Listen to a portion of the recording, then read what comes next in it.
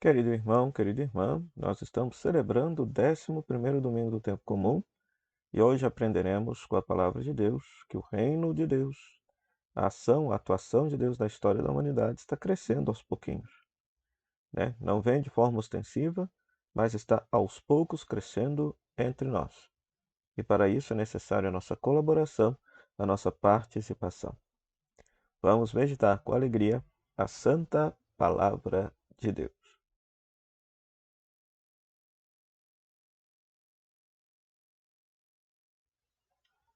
Pois tudo bem, eu sou o padre Frei Inácio José, pároco da paróquia de Nossa Senhora das Mercês, arquidiocese de Belo Horizonte, doutorando em Teologia Bíblica pela Faculdade Jesuíta de Filosofia e Teologia PAD. Se você está passando pela primeira vez aqui neste canal, então deixe seu like, faça sua inscrição, deixe seu comentário e compartilhe com todos aqueles que gostam de meditar a Palavra de Deus. Na primeira leitura deste domingo, nós temos a profecia de Ezequiel no capítulo 17, versículo 22 a 24. É um pequeno oráculo dentro da profecia de Ezequiel. O que aconteceu aqui? O profeta Ezequiel é um profeta que está exilado na Babilônia. Então, Israel, sob a metáfora de uma árvore, foi arrancada da terra de Israel e levada para a Babilônia. E aqui, Deus, por meio do profeta, promete que vai arrancar um raminho novo e vai plantá-lo novamente lá na montanha de Israel. E este raminho vai crescer de tal maneira que as aves, os pássaros vão habitar sob as sombras dos seus ramos. Ou seja, é uma forma simbólica, alegórica do profeta dizer que dentre aqueles que foram exilados para a Babilônia, alguns voltarão para a terra novamente, povoarão a terra e crescerão na terra de Israel novamente, né? Então, é uma imagem muito bonita da ação salvadora de Deus, da promessa da ação salvadora de Deus, né? A mesma imagem, veja só, parece que é desta imagem aqui, tirada da profecia de Ezequiel, que vem a imagem do Evangelho, onde no Evangelho Jesus compara o reino de Deus com a semente que é lançada da terra e que cresce, né? Nós vamos ter aqui algumas parábolazinhas sobre o crescimento do reino de Deus. A primeira, o reino de Deus é como alguém que lança semente à terra, a semente cresce sem ele saber como, e quando chega o momento, ele colhe o fruto maduro, o trigo que está maduro, né? Depois, a segunda parábola, o reino de Deus é como um grão de mostarda, que é a menor de todas as sementes, mas que depois que é semeado se torna a maior de todas as plantas da horta, de tal maneira que as aves do céu podem se abrigar sob sua sombra. Então, a segunda parábola é parecida justamente com a primeira leitura de hoje. Então, o reino de Deus, primeiro, o que é o reino de Deus? O reino de Deus é a ação de Deus na nossa vida e na nossa história. É o nosso mundo organizado, querido, governado por Deus, pela vontade de Deus, pelos valores de Deus. Então, o reinado de Deus já está crescendo dentro do nosso meio desde a encarnação de Jesus Cristo, né? Desde a encarnação de Jesus, o Verbo de Deus que se fez carne e habitou entre nós, então o reinado de Deus já foi plantado na história da humanidade, já foi plantado na criação. Contudo, ele está crescendo gradativamente, até que um dia vai chegar o tempo da colheita, vai estar pleno. Um dia vai virar uma grande árvore, todo mundo estará sob o reino de Deus. Não sabemos quando. Cabe a nós, discípulos e discípulas de Jesus, da mesma forma como aqui no final do Evangelho, que diz que Jesus pregava para o povo parábolas, para que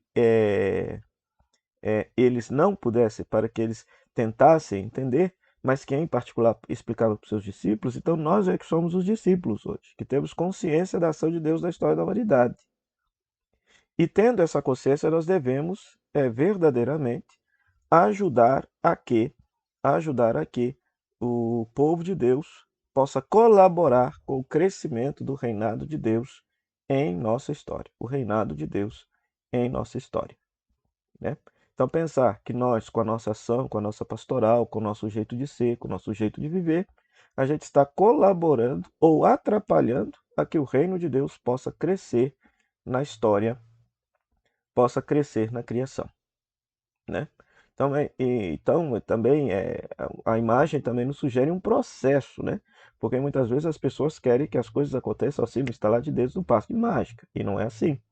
É tudo um processo. Ou seja, um processo que se iniciou com a encarnação de Jesus e que vai crescendo até, até quando chegar à plenitude do reino, né? E enquanto isso não acontece, então a gente tem que se lembrar que a gente vai estar diante de Deus ao fim de nossa vida. Então, por isso, nós temos a segunda leitura, que é a segunda carta de São Paulo aos Coríntios, capítulo 5, versículos 6 a 10, onde Paulo, ou seja, o autor desta carta, né, os estudiosos vão debater muito se foi Paulo ou se não foi Paulo, porque tem uma linguagem platônica aqui, né, nesse texto, mas a mensagem é cristã, ou seja, nós estamos vivendo nesse mundo exilados de Deus, né? E nós um dia deixaremos esta nossa vida, deixaremos essa nossa história e haveremos de comparecer diante do tribunal de Cristo. Então, quer seja nós estejamos no mundo, quer estejamos mortos, nós vamos comparecer perante o tribunal de Cristo para receber aquilo que nós merecemos, quer o bem, quer o mal. Então, muitas vezes as pessoas esquecem que no fim da vida haveremos de nos encontrar diante do absoluto que é Deus, e diante de Deus haveremos de prestar conta de tudo aquilo que a gente fez, né? Ou seja, é a temática do juízo, ou seja, todos nós haveremos de comparecer diante de Cristo, a comparecer diante de Deus e seremos julgados se diante de Jesus e diante do evangelho nós fomos fiéis ou não à proposta do evangelho da palavra de Deus, né? Enquanto nós estamos no mundo, nós devemos ser fiéis e procurar viver esta fidelidade, porque a gente não sabe quando será o momento da nossa partida para o encontro com Deus, né?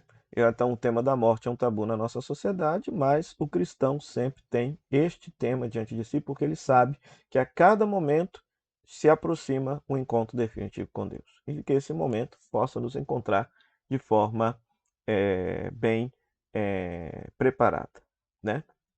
Diante da polêmica da tal da PL que está sendo votada, que pretende restringir a situação do aborto e criminalizar mulheres que realizam aborto após as 22 semanas, quero trazer aqui apenas uma referência que você possa encontrar, que está disponível na internet. Qual é a opinião do Papa João Paulo II acerca desse tema, acerca do abuso, acerca do aborto praticado por mulheres que foram violentadas? Chama-se Carta às Mulheres, de São João Paulo II, datado de 1995. Basta colocar assim no Google que você encontra. E lá no número 5 desta carta, o Papa deixa bem claro qual é a sua opinião. Se a mulher que sofreu violência, se ela decide por, infelizmente, realizar um aborto, se ela deveria ou não ser criminalizada. Então vejam lá a opinião do Papa João Paulo II. O Senhor esteja convosco, Ele está no meio de nós, que a bênção de Deus Todo-Poderoso, Pai, Filho e Espírito Santo, desça sobre você e sobre sua família e permaneça para sempre. Amém. Meu muito obrigado, Rádio Comunidade FM, por esse espaço para pregar a palavra de Deus, a Web Rádio Nossa Mãe de Birité, também nossa parceira na evangelização. Nós estamos divulgando a nossa peregrinação para a Terra Santa de 12 a 20 de maio do ano que vem. Interessados? Basta entrar em contato aqui pelo telefone 035 9845 6167 e tratar com Kelly Mello, que você terá maiores informações. Até o próximo programa. Pão da Palavra, se Deus quiser. Tchau, tchau.